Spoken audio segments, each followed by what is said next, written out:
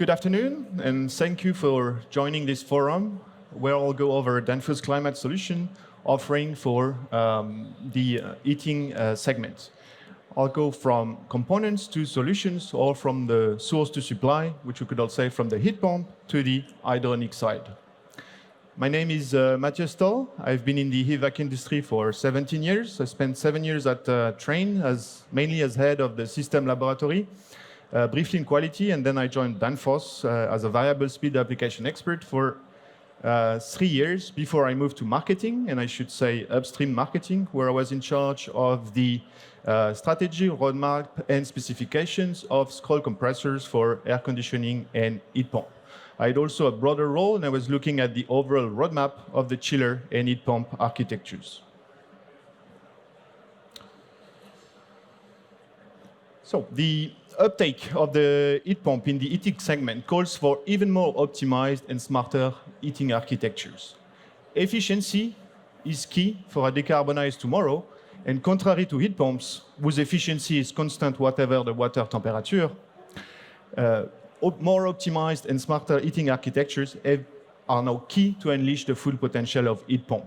What we can remember is that every time we can lower the supply water temperature by 1 K, it means we can increase the efficiency of the heat pump by 2%. Really good save. Danfoss Climate Solution aims at bringing the best out of two former divisions. Danfoss Cooling here on the thermodynamic side, and Danfoss Heating here on the hydronic side. The idea is really to deliver the optimal heating architecture that will deliver the best heat pump with best-in-class components and solution, but as well the best-in-class hydronic architecture, again with components and solution, with smart controls and cloud services in the middle to glue the two worlds together. So there are quite many stimuli to this transition to heat pump. We can find among the Green Deal or Fit for 55 package the emission trading system, the Energy Efficiency Directive, the Renewable Energy Efficiency Directive, and more recently, Repower Europe, as well as the gas reduction plan to reduce our dependence over Russian gas. Obviously, there is also the cost and potential scarcity of energy that are driving this transition. So this calls for the electrification of heating in all sectors, the development of heat recovery, thermal storage, as well as demand-side flexibility to ensure the grid reliability. Next to that, we have several regulations and standards that are driving our roadmaps. So here we're talking optimized R290 components for residential and light commercial heating, smart hydronics, smart controls and cloud solutions, but also high temperature components for areas such as district heating and industrial heating. Ideally, all applications could move to natural refrigerants, and we could close the direct CO2 emission story forever. Unfortunately, CO2 as a refrigerant is limited to high water temperature, high water delta T applications.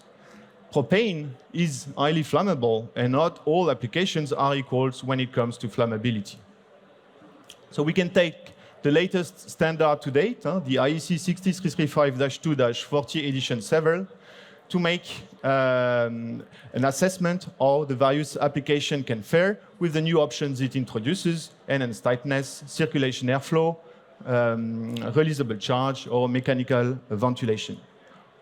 Obviously, it is more difficult if the application can link into the occupied space, and if the capacity of the system, then its charge, isn't correlated to the size of the room it is going to be installed in.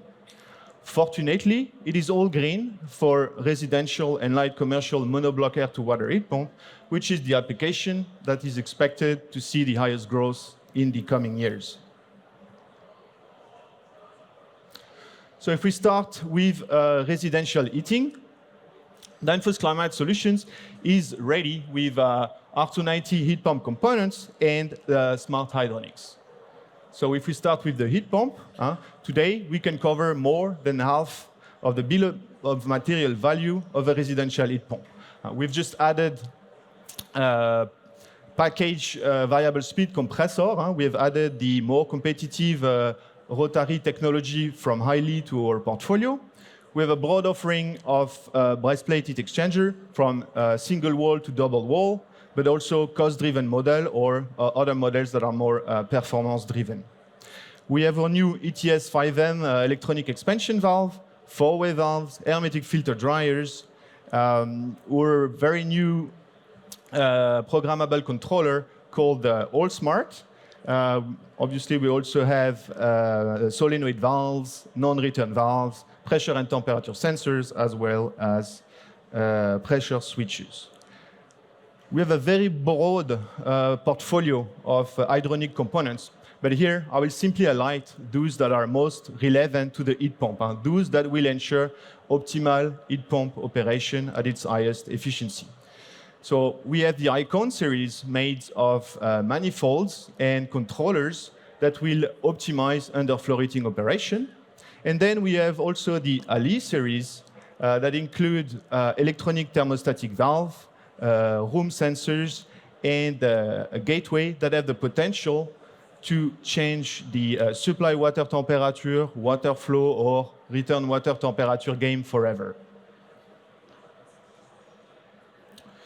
This is how Danfoss Climate Solutions architecture looks like. So on one side, we have the OEM heat pump that connects to the OEM cloud via the unit or indoor controller. It connects there to retrieve the optimal settings of operation. On the other side, all of these ETRVs, electronic thermostatic valves, are connected via the Ali gateway to the Danfoss cloud, where Linit Residential Artificial Intelligence will optimize the opening of the ETRVs and enable dynamic compensation and the optimal selection of the heat curve that will deliver optimal comfort to the end user, but also the best running condition to ensure optimal efficiency of the heat pump. This information is then shared between the Danfoss cloud and the OEM cloud via partner APIs. But how does this work? The basic principle is that at least one of those ETRVs here should be fully open. This will have for effect to maximize the opening of all the other ETRVs. And in turn, this will ensure the optimal utilization of the water flow, which also means that it will enable the lowest supply water temperature. So basic systems, they operate under static weather compensation. We could say it is this red curve here. But now, with this intelligence, we are able to switch from one heat curve to more favorable heat curves when conditions allow. On top of that, Linit Residential is also able to integrate other inputs, such as weather forecast, live electricity prices, and demand-side flexibility to further fine-tune the heat curve selection. Alternatively, and not shown here, Ali Gateway could connect straight to the OEM controller, be it the unit controller or the indoor controller, or to the OEM cloud.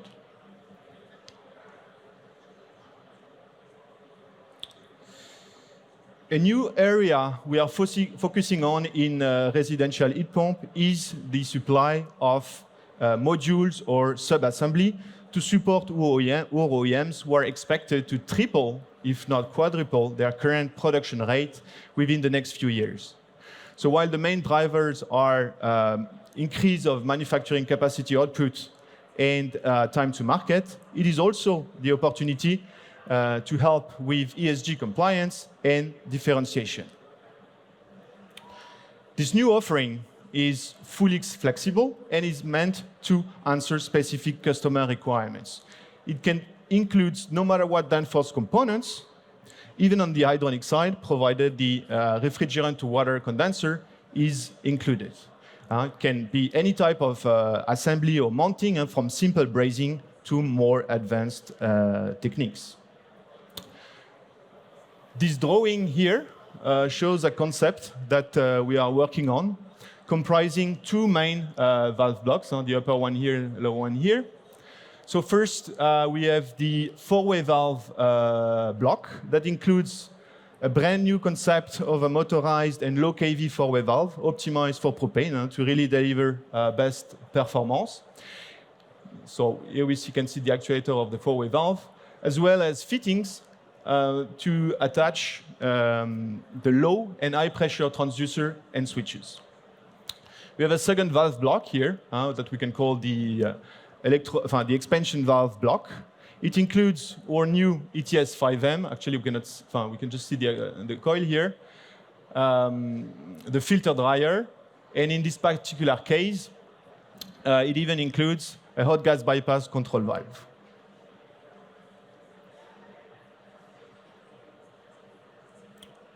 So in the commercial space, things are a bit different in the sense that it's still lagging behind residential. OEM are still struggling with components availability and competitivity.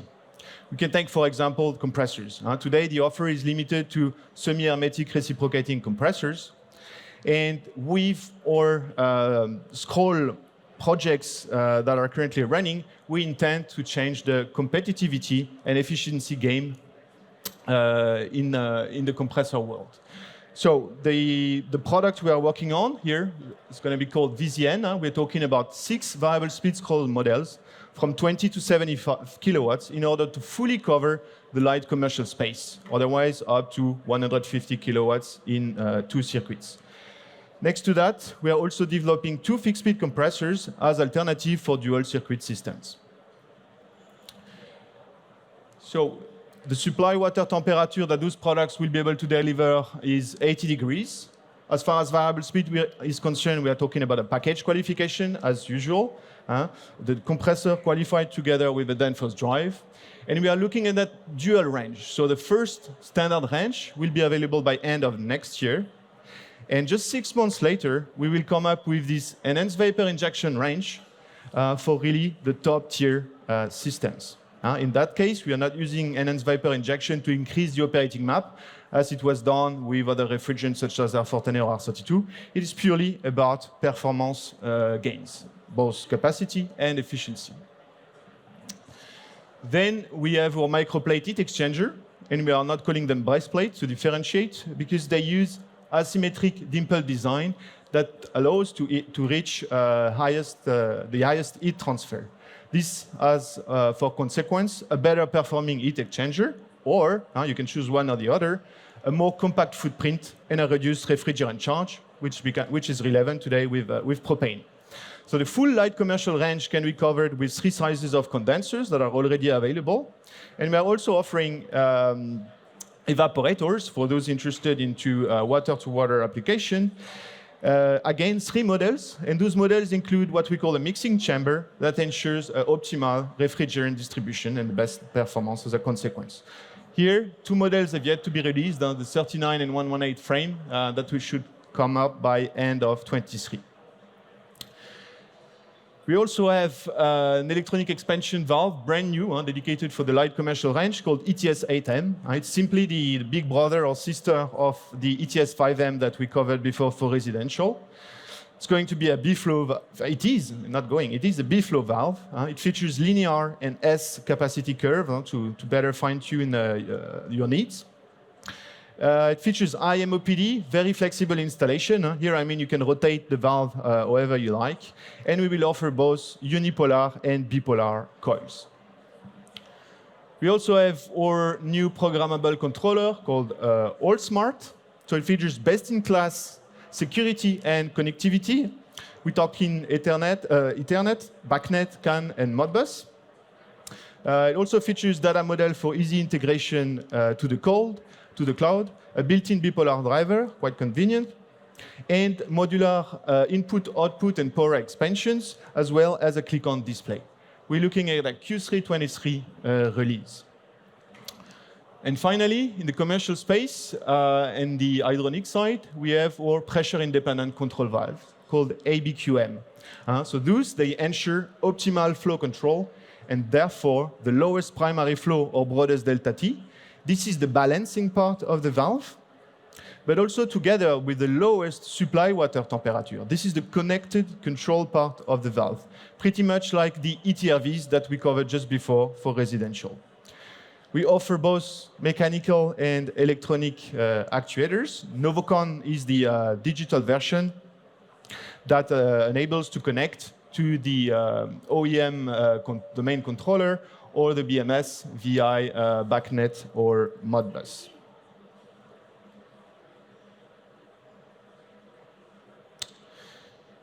And to support the need of higher temperatures, we are working on two specific compressor projects.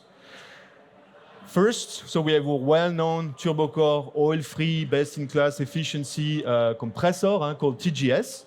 It is qualified with both R1234Z, but also the A1 alternative R515B, which could be convenient in some cases if flammability is an issue. So the standard version that has been released for quite some years already is suited to the latest generation of district heating networks if the temperature is below 65 degrees. But we are working to expand this capability. We are looking at a new variant that will be able to reach 30 evaporating and 75 condensing temperature. Again, will feature best-in-class efficiency, and we are looking at a sequential release starting in Q1 2023 for the first model. Second, we are working on our large platform scrolls for a high temperature scroll that will be called PSG. It will be qualified with the same refrigerant as the turbocore, and it is actually a derivative of another product we released a couple of months ago called DSG, an industry first. The first scroll with 1234Z refrigerant, that this one addresses traditional comfort application, talking air-to-water cooling on chillers, standard water-to-water chillers, and heat pump. But with this one, called PSG, we are aiming at much higher evaporating and condensing temperature, 40 evaporating and 90 condensing, which is really ideal for heat recovery applications.